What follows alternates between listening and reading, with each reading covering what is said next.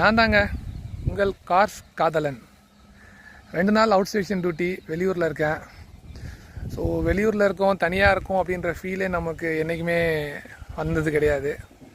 ஏன்னா அதுக்கு காரணம் என் கூடயே ஒரு ஜீவன் சுற்றிட்டு இருக்கோம். அவன் பேர் வெள்ளையன். இங்கே தான் நான் விட்டு போனேன்.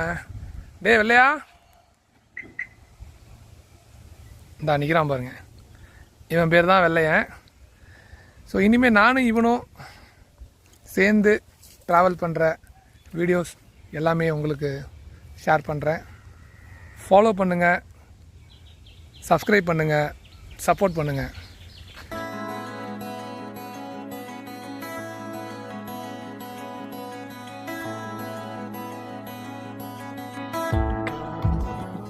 ஓகே, வரட்டுங்களா?